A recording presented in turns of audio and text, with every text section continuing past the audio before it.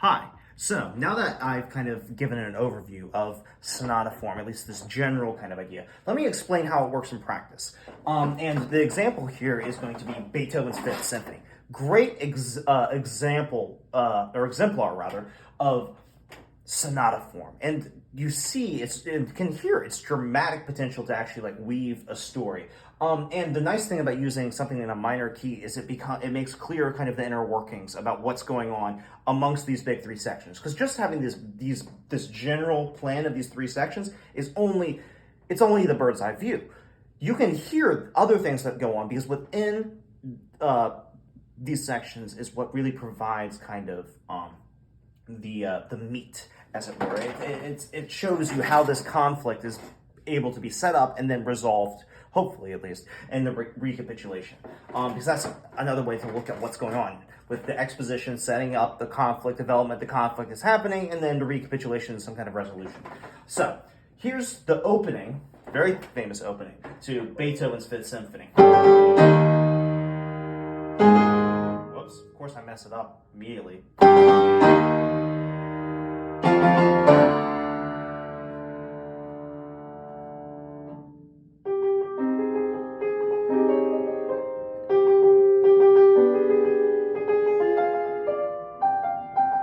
So what we have here is the first theme. In some ways, this isn't as good of an example because this theme is really kind of fragmented.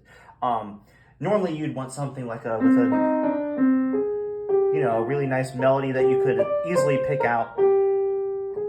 But that's not what Beethoven gave us. Instead, we kind of have something that's a bit more fragmented, but still nonetheless is a theme. It even has, let's see, 1, 2, 3, 4, yeah, it's roughly even 4 bars, a nice 4-bar unit, and so on. Anyways,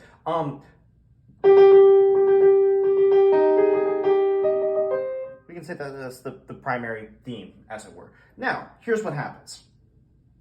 And so you can think about this in bigger terms, because the key behind sonata form is actually literally keys.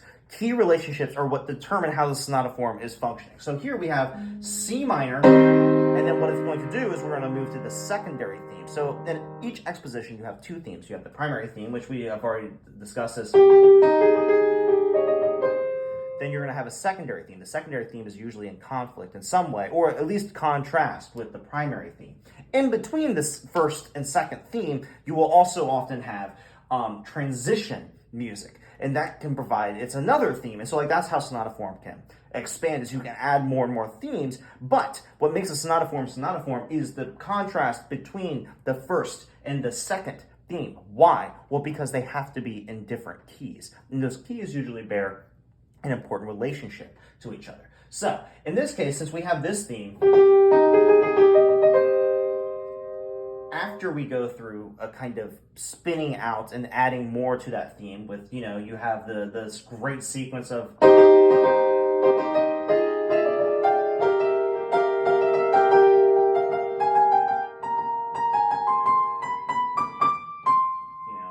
that, and then after playing a whole bunch of this, excuse me,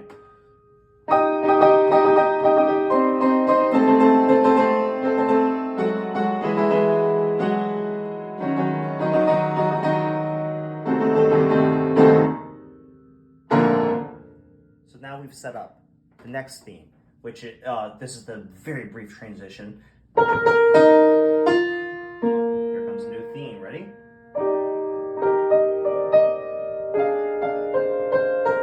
New theme right there. Very different then, but also the trick is it's also kind of similar. But at least the contrast here is very clear. The key, E flat major, so this is a C minor, it's famously in C minor. E flat major it's the major, the key signatures are the same because C and E flat are related by thirds. Anywho, that's not important to get into. What's important is the character, and now we have this nice, beautiful, lovely E flat major theme.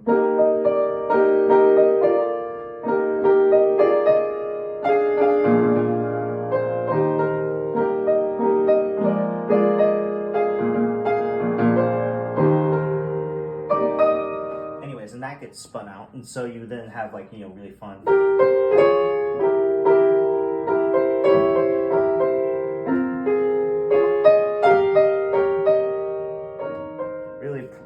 pretty. And that's what the section is. And then you even have the joyous passage here with...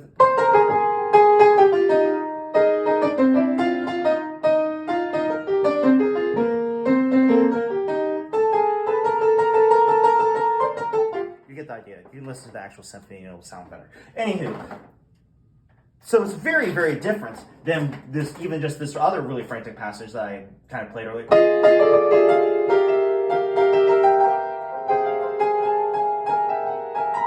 Anyways, so this sets up this contrast, right, between this and this. That's the exposition. This is going to set up now. So now there's a question, right? What's going to happen next? You have this contrast here. And so you have a development, and development's I'm going to do in the next video. So hopefully that's at least kind of helpful about what's going on. And it's easy, I think, in Beethoven's Fifth to listen to the different sections because they contrast very well. Other times, in other examples, it can be harder to hear what's going on. At least like where does the first theme end and the second theme start? Because usually in symphonies, for example, they're too big to have a single theme. So you have these big regions about what the key is going on. And I kind of alluded to this earlier when I said, oh, well, here's the theme. But then I'm like, oh, well, look at these other parts here where it like spins out and we have the...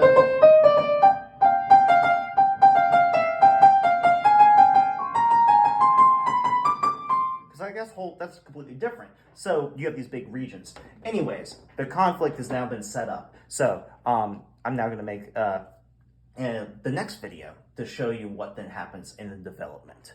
And that'll also lead me to something that's interesting about just even music in general, but developments can really show what goes on. It's this notion of, frankly, developing something. It's kind of hard to put your finger on exactly what that is, but we'll talk about that in the next video. Thank you.